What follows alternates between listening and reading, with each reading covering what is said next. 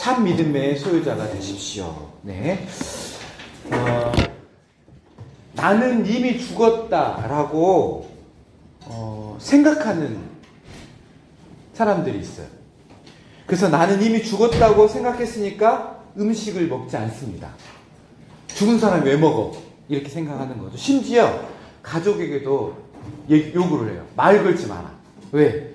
나는 이미 죽어 있는데 왜 너희들은 살았다고 그러느냐? 너희들은 날 속고 있다. 속고 있으니까 말 걸지 마라라고 말을 해요. 그 온갖 짜증을 내면서 나는 죽었으니까 말 걸지 마라. 이렇게 하는 병이, 이게 정신병이에요. 코타리 증후군이라는 정신병이에요.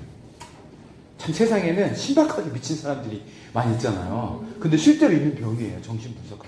DSM이라는 그 정신분석학 책에 보면 코타리 증후군이라 해가지고 자기가 죽었다고 믿는 거예요. 황당하죠, 우리가 보면. 근데요, 이 믿음이라는 게 우리가 보면 별의별 사람이 다 있네, 이런 생각을 할 수가 있는데 사실은 믿음은 단순한 문제가 아닙니다. 그래서 우리 기독교가 강조하는 게 믿음이잖아요. 근데 이 사람들 믿음이잖아요. 내가 죽었다고 믿는 거잖아요. 그럼 이들의 믿음과 성경에서 말하는 그 믿음은 뭐가 다르냐는 거예요. 과연 어떤 차이가 있길래 기독교의 믿음은 참이라 그러고 이런 정신병자들이 생각하는 이런 코타르 증후군 같은 이런 사람들의 생각은 잘못된 믿음이라고 그러냐는 거예요. 똑같이 믿는다는 거예요. 그거 똑같잖아요. 그래서 오늘 말씀을 통해서 우리가 일반적으로 알고 있는 신념이나 성경에서 말하는 믿음과 어떤 차이가 있는지 분명하게 이해를 해야 돼요. 제가 여러 번 설교했지만 다시 돌아와서 원점으로 돌아와서 우리가 반복적으로 들어야 할 게 뭐냐면 내가 생각하는 신념과 성경에서 말하는 믿음이 뭔가 차이가 있다는 걸 알아야 돼요. 어떻게 구분할 거냐는 거죠. 그래서 오늘 분명하게 선명하게 확인하는 시간이 됐으면 좋겠어요. 믿는다는 행위는 특정한 종교를 가진 사람들만이 갖는 신앙 행위가 아니에요. 믿는다라고 하는 것은 나는 기독교를 믿어, 나는 불교를 믿어, 난 특별하니까 남녀 호랭교교를 믿어, 뭐 이런 식으로 특정한 종교를 생각할 때 믿음을 생각해요. 우리는 종교인들이나 믿음을 갖는다고 생각을 한다는 거예요. 그런데요, 사실 모든 인간은 본질상 믿음으로 살아가요. 믿는다는 것은 인간의 가장 본질적인 문제라는 거예요. 대부분 사람들은 믿음이란 하나님을 믿는 기독교인들, 그런 신자들만이 강조하는 가치라고 생각을 해요. 그런데 전혀 그렇지 않습니다. 모든 인간은 믿음으로 살아요. 기독교인만 그런 게 아니에요. 이 믿는다는 것은 인간 실존의 가장 중요한 문제라는 것을 우리가 분명히 알아야 돼요. 왜냐하면 이 믿는다는 신앙행위에서 사람은 자신이 살아갈 이유를 발견하고요, 살아갈 목적을 확인해요. 그리고 놀랍게도 이 믿는다는 것 자체에서 에너지를 얻어요. 삶의 이유와 목적, 그리고 삶의 에너지를 어디에서 얻느냐면 믿음에서 얻는다는 거예요. 인생이라면 누구나 다 믿음을 통해 살아간다는 겁니다. 자기가 믿고 있는 것 때문에 행복해하게 하기도 하고 절제하고 참아내기도 하면서 기다릴 수도 있는 거예요. 인간이 어떠한 종교와 사상 그리고 이데에 올라오기를 믿던 간에 중요한 것은 이 믿는다는 신앙 행위를 통해서 모든 인간은 살아간다는 거예요. 그래서 철학자 키에르케고르, 제가 여러 번 얘기했는데 이 철학자 키에르케고르가 아주 중요한 말을 했습니다. 사람으로 하여금 죽음에 이르게 하는 질병이 있다. 그 질병은 절망이다. 이렇게 했어요. 사람이 죽어요. 왜 죽냐면 절망하기 때문에 죽는데요. 근데 여러분, 절망이 뭔지 아세요? 절망이 뭐예요? 나를 지탱해주고 있었던 이 믿음 체계가 와그르 무너질 때 찾아오는 게 절망이에요. 내가 믿고 있던 것이 무너졌을 때 찾아오는 게 절망이고요. 이 절망이 커지잖아요? 그럼 사람은 스스로 죽든 늙어 죽든 결국 죽어요. 그토록 철석같이 믿었던 것들이 와그르 무너지고 더 이상 내가 믿을 대상이, 신뢰할 대상이 없어질 때 인간은 삶의 이유를 잃어버립니다. 그리고 힘도 잃어버려요. 그리고 그 믿음이 어떠하든 간에, 믿음의 대상이 뭐든 간에 이 믿음의 대상이 무너질 때 인간도 같이 무너지게 돼 있다는 거예요. 생각해 보세요. 어떤 형제가 여자친구를 믿음의 대상으로 삼고 그 여자친구 행복해하면 정말 천국을 얻는 것처럼 기뻐하는 그 정도의 대상으로서 믿음의 대상으로서 여자친구를 생각했다고 해요. 여자친구 웃으면 천국이 임하고 찡그리면 지옥이 임하고 여자가 곧 내 인생의 이유였어. 살아갈 목적인 거야. 그래서 거기가 내 삶의 에너지원이 어딘 거예요? 사람인 거예요. 근데 그 사람이 어느 날 갑자기 그 여자친구가 갑자기 고백을 하는 거예요. 너를 봐도 더 이상 내 심장이 뛰지 않아. 생각해보세요. 그러면. 그래놓고 환승연애를 한다고 생각해봐요. 그래서 남자가 버틸 수 있을까요? 못 버텨요. 왜? 단순한 여자라는 존재, 이성교제의 대상이 아닌 거예요. 그 상대방 뭐예요? 나에게 있어서 삶의 이유이자 목적이었던 거예요. 그럼 이유와 목적이 사라졌으니까 어떻게 해요? 살 힘이 없는 거예요. 믿음은 그런 거예요. 여러분 잘 생각해 보세요. 나를 지탱하고 살아갈 힘을 주고 있는 게 뭔가? 지금 내 삶을 지탱해주고 살아갈 힘을 주고 있는 게 뭔가 생각해 보라는 거예요. 나에게 가장 큰 영향을 미치고 있는 게 뭐예요? 직장일 수도 있고요. 성공일 수도 있고요. 사람일 수도 있고요. 또 사랑일 수도 있고요. 건강일 수도 있어요. 내 진로일 수도 있는 거예요. 내 꿈일 수도 있는 거예요. 그게 뭐든 간에 나에게 가장 큰 영향을 주고 있고 내 삶의 이유 목적이 되고요. 살아갈 힘이 되는 것. 그것이 내가 진짜 믿고 있는 거예요. 믿음이란 뭘까? PPT 한번 넘겨주세요. 민중국어사전에 이렇게 정의를 했더라고요. 믿음. 꼭 그렇게 여겨서 의심하지 않다. 마음으로 의지하고 기대를 저버리지 않을 것으로 여긴다. 꼭 그렇게 될 거라고 생각합니다. 의심하지 않는다. 이게 믿음이에요. 근데 여기서 이 믿음의 개념을 더 분명하게 확장을 해볼게요. 근데 믿음에는 중요한 두 가지 개념이 들어간다는 걸 알아야 돼요. 첫째 이거예요. 믿음에는 반드시 대상이 필요해요. 대상. 앞에서 얘기했듯이 사람 누구나 믿음을 통해 살아간다고 했잖아요. 그리고 그 믿음에는 반드시 믿음의 대상이 존재해요. 형이상학적으로 눈에 보이는 것들도 있지만 눈에 보이는 사람이나 학교, 사람, 직장, 돈 이런 것들이 믿음의 대상이 될 수 있습니다. 또 형이 아까 형이 하학적인 거, 여기 상학적인 거 뭐예요? 사랑, 행복, 평안, 하나님, 돈 이런 것도 믿음의 대상이 될 수 있어요. 중요한 건 눈에 보이든 눈에 보이지 않든 모두 다 믿음의 대상을 갖고 있다는 거예요. 돈을 많이 벌면 행복할 것이다. 이건 뭐예요? 돈이라는 가치를 내 믿음의 대상으로 삼는 거예요. 또 많은 학문을 쌓으면 행복할 것이다. 뭘 믿음의 대상으로 삼는 거예요? 학문을. 내가 살 좀 빼고 턱만 좀만 깎으면 멋있어질 거다. 외모를 나의 믿음의 대상으로 삼는 거예요. 스펙을 많이 쌓고 좋은 직장에 들어가면 난 더 행복할 것이다. 이거 뭐예요? 스펙을 내 믿음의 대상으로 삼는 거예요. 멋지고 돈도 많고 똑똑하고 매너 좋은 신앙도 좋은 그런 여친 남친 만나면 나는 하는 나라 할 것이다. 뭐예요? 사람을 믿음의 대상으로 삼는 거예요. 나는 내일도 여전히 잘 살아있을 것이다. 모르죠. 근자감이 없지만 하여튼 이건 믿는 거예요. 그러니까 나는 오늘 안 죽을 거라. 아무도 그런 생각 안 해요. 난 내일 죽을 거라는 거예요. 그건 믿음이에요. 진리? 좋기는 하지만 현실에는 좀 안 맞는 것 같은데 그건 네 생각이에요. 자기 생각이 그것도 믿음이에요. 그렇게 생각한다는 거예요. 믿음의 대상이 무엇이냐에 따라서 믿음의 결과는 삶의 모든 것을 바꿔놓습니다. 이 믿음의 대상, 이 가치를 가장 귀하게 여기는 사람은 그것에 자신의 모든 것을 걸게 돼 있어요. 시간일 수도 있고 돈일 수도 있고 성공일 수도 있고 진로일 수도 있고 사랑일 수도 있고 하나님일 수도 있는 거예요. 이거를 믿음의 대상으로 삼는 거예요. 그런데 잘 생각해 보세요. 이 믿음의 대상을 누구나 갖고 있거든요. 자기는 무시하지 못할 뿐이에요. 또 두 번째 믿음에서 생각할 게 뭐냐면 믿음에는 근거 내지는 증거가 필요해요. 이 믿음의 근거 내지는 증거가 믿음의 옳고 그름을 판단하는 기준이 됩니다. 믿음의 대상이 있다고 해서 다 믿을 수가 없어요. 그리고 믿음이 다 좋다고 말할 수가 없어요. 왜 그럴까요? 또 모든 사람 인간은 믿음으로 살아간다니까요. 근데 그 믿음이 과연 좋은 건지 나쁜 건지 옳은 건지 그른 건지를 어떻게 판단한다는 거예요. 예를 들면 제가 오래전에 네팔을 갔었어요. 얘기 한번 한 적 있죠. 네팔을 갔더니 사람들이 저를 보고 진짜 너무 잘생겼다고 그러는 거예요. 왜 그랬냐면 네팔 사람들은 얼굴이 하얗고 살이 있는 사람들 너무 좋아해요. 가난하니까. 그래서 부의 상징이 뭐냐면 핀 피부와 그 다음에 이게 두툼한 체형인 거예요. 거의 막 진짜 대시를 받았어요. 결혼하자고. 주변 사람도 와 성대사님도 막 네팔 자매 어때? 줄 설걸? 그러니까 진짜 자매들이 와가지고 이 말 걸고 일명 아이돌급으로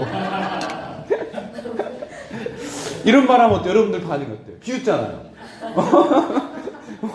아이고 목자님 거기서는 통하죠 여기서는 안 통하잖아요. 이런 생각을 하는 분명 이런 생각을 하는 사특한 무리들이 있을 거예요. 생각을 할 거 아니에요. 아 목자님 거기는 안 통하지 아이고 이럴 거 아니에요. 여기서 뭐가 결여된 거예요? 나는 잘생겼어. 난 너무 잘생겼어. 근데 질문할 거예요.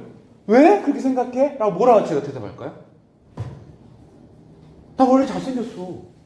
그럼 주장을 했어요. 그럼 물어볼 거 아니에요. 왜 그렇게 생각하냐고. 네팔에서 먹혔거든.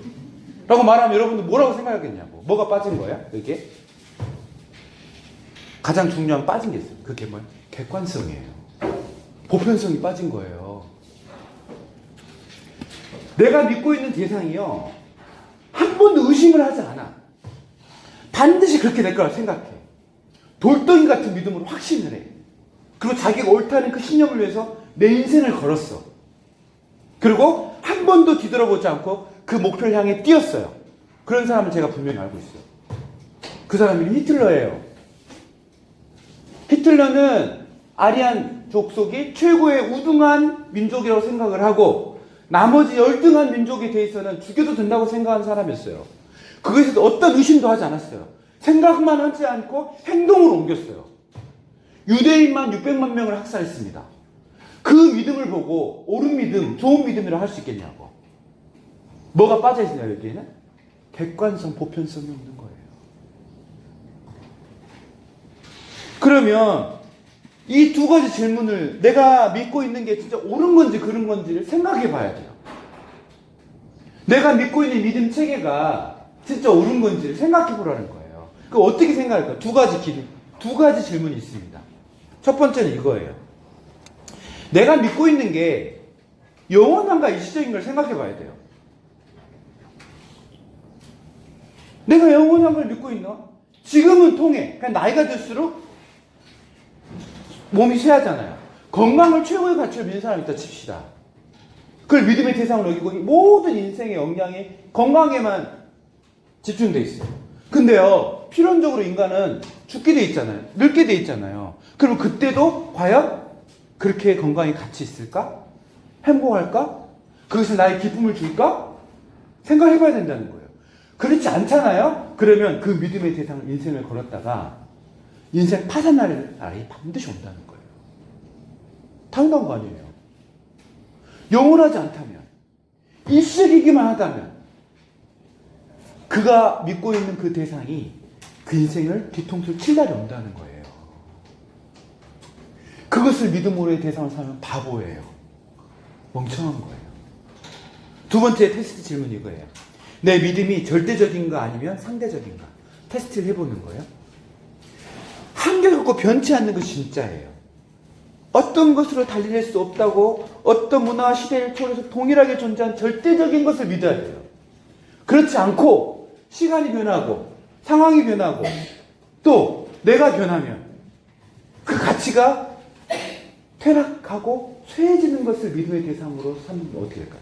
반드시 그 인생은 절망할 날이 올 거예요. 그 믿음의 대상 때문에 내가 배신당할 날이 올 거라고요. 인생 파산할 날이 옵니다. 한결같고 변치 않는 절대적인 걸 믿어야 돼요. 내가 믿고 있는 것, 돈, 성공, 심지어 배우자, 사랑하는 연인, 영원합니까? 절대적입니까? 사랑하지 말라는 게 아니에요. 그것을 믿음의 대상으로 삼을 만한 가치와 그 정도의 영향이 있고 그 정도의 절대성이 있는 대상이 생각해 보라는 거예요. 믿는다는 건요, 죽고 사는 문제와 직결됩니다. 특별히 그것이 영원한 것에 대한 것이면 더더욱 심각한 문제로 치달아요. 우리의 현실의 삶뿐만 아니라 영혼에 대한 문제도 걸려 있어요. 여러분, 사람이 언제 죽는지 아세요? 직간접적으로 자살한 사람 5명이 있거든요, 주위에. 근데 이게 5명의 공통점이 있더라고, 나중에 생각해 보니까. 어떤 공통점이 있냐면 이거예요. 그래도 내가 지금 너무 힘들어도 언젠가는 내 인생에도 좋은 날이 올 거야. 이 믿음이 사라지잖아요? 그럼 죽어요. 왜 애들이 자살했는가 돌아보니까 언젠가는 나에게도 좋은 날이 올 거야. 밑도 끝도 없지만, 근거는 전혀 없지만 이 막연한 희망이라도 이 믿음이 사라지잖아요? 그러면 사람은 스스로 자살하더라고요. 그 정도로 무서운 게 믿음이에요. 근데 그 믿음이 단순히 이 육신의 문제만이 아니라 죽고 사는 문제까지 결정된다 생각을 해보세요. 정말 달라집니다. 영혼을 결정짓는 게 이 믿음이라는 거예요. 그러면 두 가지 질문했잖아요. 내 믿음은 대상이 영원한가 아니면 일시적인가? 내 믿음의 근거는 절대적인가 아니면 상대적인가 생각해보라 했잖아요. 우리가 믿고 있는 기독교 신앙은 이걸 충족하는지 돌아봐야 돼요. 만약에 하나님을 믿는다고 하지만 실제로 난 돈을 믿을 수 있거든요. 사람을 믿을 수 있거든. 사랑하는 연인을 믿을 수 있고 배우자를 믿을 수도 있는 거예요. 나를 믿을 수도 있거든. 잘난 나를. 근데 이게 진짜 영원한가 이 시점에 돌아보라고요. 절대적인지 상대적인지 생각해 봐야 된다는 겁니다. 그러면 기독교는 뭐라고 말하는지 볼까요? 우리 창세기 한번 펴보겠습니다. 창세기 1장을 펴보겠습니다. 원래는 1장 1절부터 31절까지 전부지만 제가 봐볼게요. 1장 1절부터 11절까지 교독 한번 해볼게요. 내가 먼저 읽습니다. 태초에 하나님이 천지를 창조하시니라.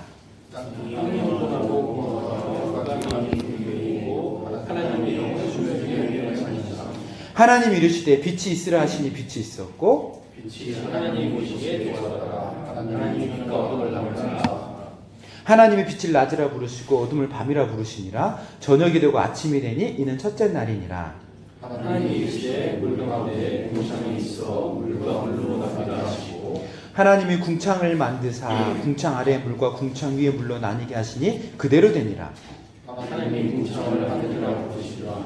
저녁이 되고 아침이 되니 이는 둘째 날이니라. 하나님이 이르시되 천하의 물이 한 곳으로 모이고 묻이 드러나라 하시니 그대로 되니라.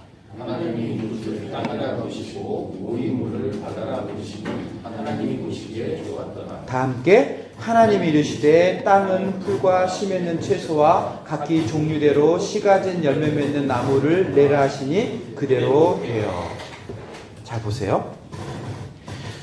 이 창세기에서 믿음의 성경적인 참 믿음의 정의가 나와요. 창세기 1장에. 왜 이러죠 오늘? 잘 보세요. 창세기 1장에서 기독교에서 말하는 믿음이 뭔가가 나오거든요.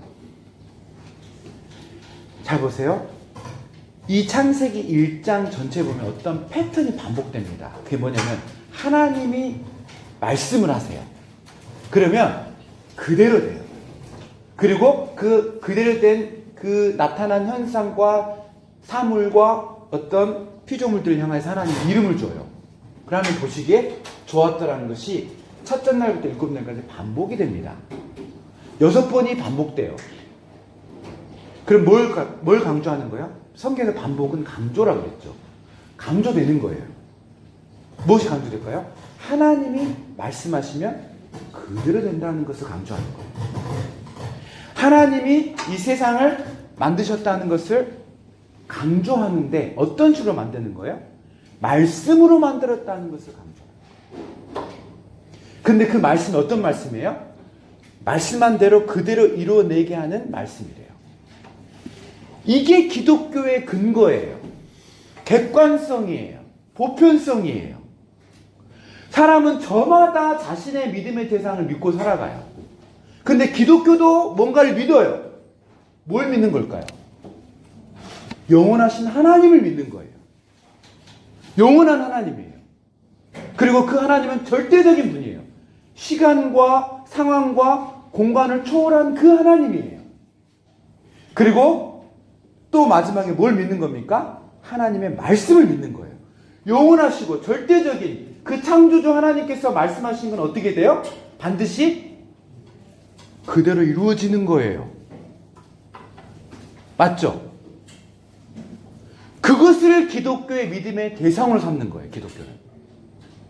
그 영원하신 하나님과 절대적인 창조주 그 하나님을, 그리고 그 하나님의 말씀을 믿음의 대상으로 삼는 것이 기독교의 믿음이에요. 잘 생각해야 돼요. 그 하나님 어떤 분이에요? 사랑 자체죠. 인격이신 분이에요. 그 사랑을 믿는 거죠. 그리고 하나님의 말씀은 어때요? 반드시 그대로 이루어내는 능력과 신실함이 있어요. 그래서 그 말씀을 믿는 것을 기독교의 믿음이라고 그래요. 자, 창세기 1장 26절 한번 봐볼게요. 큰 목소리로 한번 읽어봅시다. 시작. 하나님이 이르시되 우리의 형상을 따라 우리의 모양대로 우리가 사람을 만들고 그들로 바다의 물고기와 하늘의 새와 가축과 온 땅과 땅에 기는 모든 것을 다스리게 하자 하시고 했죠. 왜 우리를 스스로를 가치 있게 여겨요?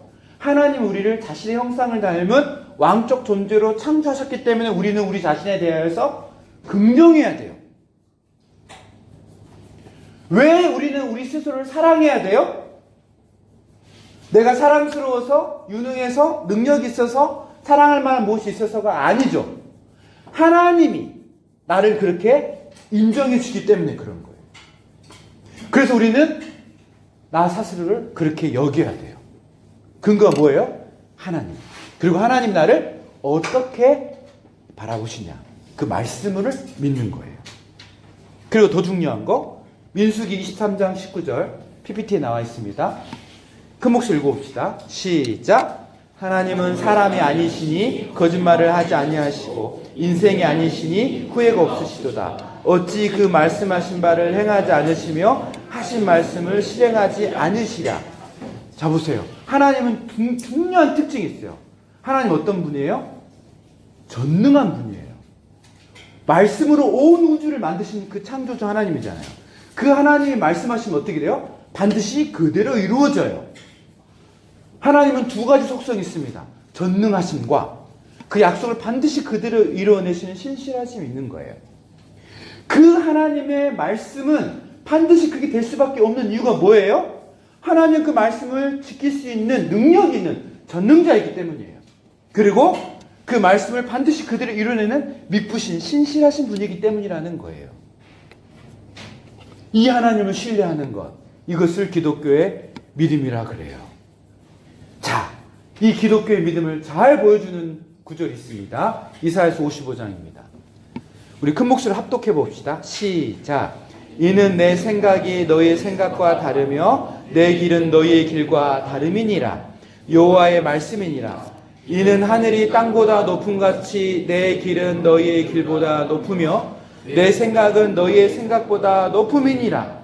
이는 비와 눈이 하늘로부터 내려서 그리로 되돌아가지 아니하고 땅을 적셔서 소출이 나게 하며 싹이 나게 하여 파종하는 자에게는 종자를 주며 먹는 자에게는 양식을 준 같이 내 입에서 나가는 말도 위와 같이 헛되이 내게로 돌아오지 아니하며 나의 기뻐하는 뜻을 이루며 내가 보낸 일에 형통함이니라. 보세요. 하나님이 말씀하시면 어떤 일이 일어나는가? 비가 내렸을 때 비가 헛되이 돌아오지 않고 그냥 증발하지 않고 어떻게 해요? 모든 생명들에게 약동하는 생명력을 부여하고 그리고 하늘로 돌아가는 것처럼 하나님의 입에서 나는 모든 말씀은 그냥 무의로 거짓말처럼 아무 일도 없었다 하고 끝나지 않고 어떻게 돼요? 반드시 그 말씀하신 그것을 그대로 이루어내고 성취해내고 돌아온다는 거예요. 11절 내 입에서 나가는 모든 말들은 헛되이 내게로 돌아오지 않고 나의 기뻐하신 뜻을 이루며 내가 보낸 일에 형통합니다. 그러면 자, 질문합시다. 하나님의 입에서 나온 모든 말들을 기록한 내용이 뭘까요? 그걸 무슨 책이라 그래요? 성경책. 하나님의 입에서 나가는 모든 말들, 그 약속들을 기록해낸 게 성경책이에요. 그러면 성경에 약속된 모든 말들은 어떻게 될까요? 반드시 그대로 이루어져야 돼요. 만약에 그것이 거짓말이다, 그러면 하나님은 스스로 하나님을 포기하신 거예요. 스스로 자기 모순에 빠져요. 자기 말도 못 지키는 무능한 존재이거나 거짓말쟁이인 거예요. 기독교의 믿음은 말씀으로 온 우주를 만드신 하나님은 전능하시다. 그리고 약속한 것을 그대로 이뤄내시는 창조주다라는 걸 믿는 거잖아요. 그쵸? 그러면 하나님 말한 이 모든 말들을 기록해놓고 약속들을 기록해놓은 성경은 반드시 그대로 된다고 믿는 것이 기독교 신앙의 본질이 아니겠어요? 맞죠? 중요한 게 뭘까요? 그 다음부터 하나님 뭐라 약속했는지를 보는 거예요. 그걸 찾아내는 거예요. 하나님이 뭐라고 약속했는지를 보는 거예요. 왜요? 그 약속들은 그대로 이루어질 거니까. 반드시 그대로 될 거니까. 만약 이것을 하나님 약속을 안 지킨다, 그러면 하나님 무능한 분이에요.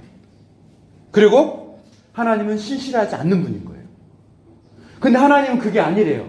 절대로 나는 무능하거나 신실하지 않는 분이 아니다라는 걸 보여주는 증표가 뭐였습니까? 예수님이었어요.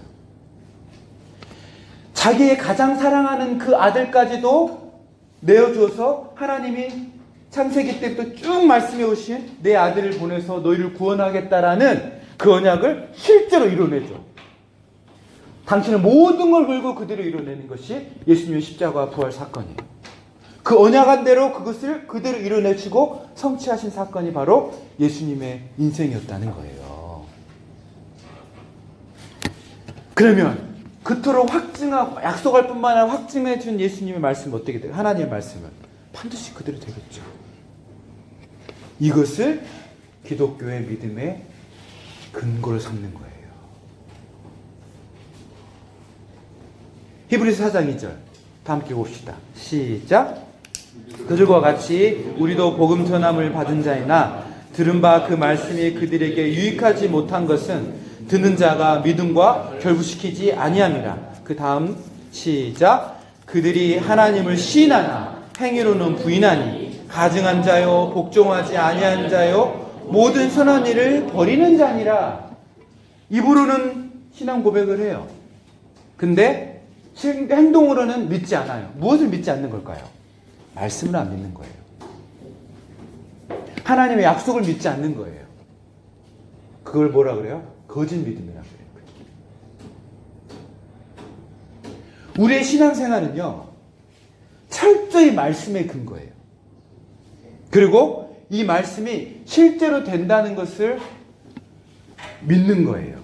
신뢰하는 거예요, 그것을. 그리고 실제로 내 삶 가운데 그것이 언약이 성취될 것을 결부시키는 거예요. 그게 기독교의 믿음이에요. 말이 아니에요. 실제 삶으로 그렇게 된다는 것을 결부하는 거예요. 이것을 가리켜서 믿음이 좋은 사람이라고 표현하는 거예요.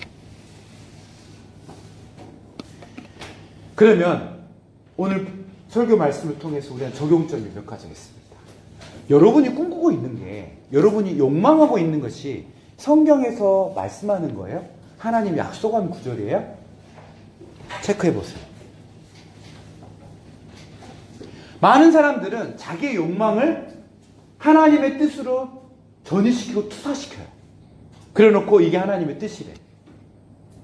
제가 저번 주에 긍정의 조엘 오스틴 같은 사람을 이단이라고 그랬죠. 왜 이단일까, 이들의 문제는? 자신의 욕망을 무한 긍정해요. 그것을 믿으래요.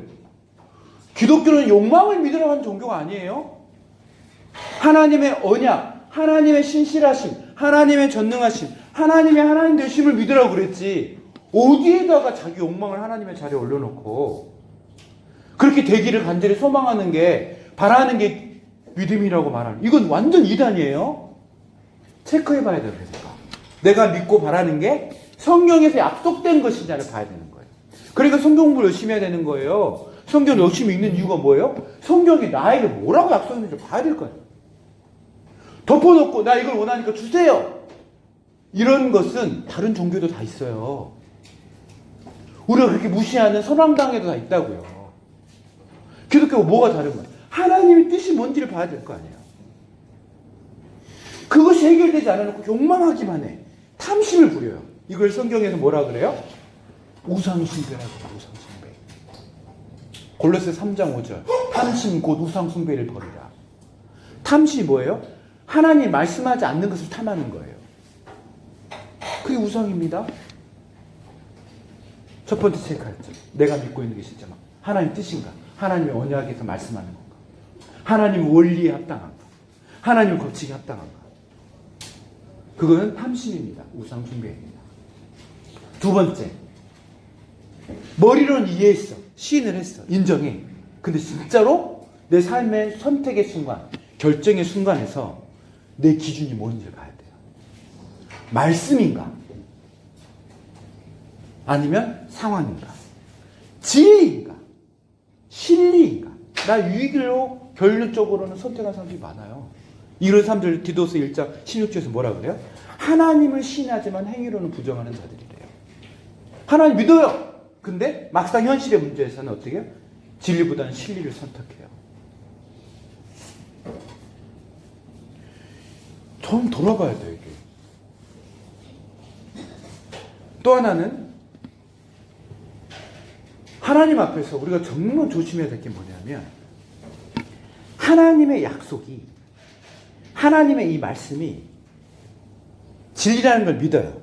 그런데 내가 원하는 때 원하는 방식으로 그대로 이루어져야 된다고 생각하는 자기 불의함이에요.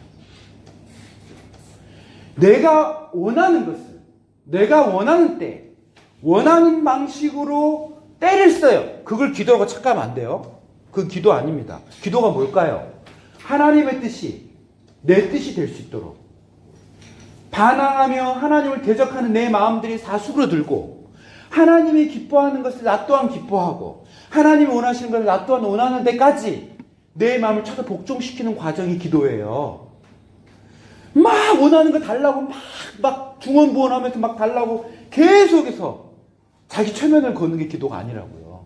기도가 뭐예요? 하나님의 뜻이, 하나님이 기뻐하시고 원하시는 그 뜻이 나 또한 원해지고 기뻐해 달라고 내 생각과 감정을 쳐서 복종시키는 과정이 기도라고요. 그래서 중언부언하지 말란 말이 뭐예요? 예수님께서 기도할 때 중언부언하지 말라. 이방인도 이와 같이 기도하느니라. 이방인 사람 뭐라 그래요? 계속 주세요, 주세요, 주세요, 주세요, 주세요, 주세요. 예전에 예와 들은 적 있잖아요. 뭐 전 세계에서 가장 큰 교회에 어떤 갔더니 기도하는 사람들의 특징적인 반응이 있었다고. 외국인 사람이, 미국 아주 유명한 영성학자가 미국 이 교회에 가서 예배를 드리는데 어떤 특정한 단어가 반복이 되는 거예요. 외국인이 듣기에도 어떤 이상한 말이 반복되더래.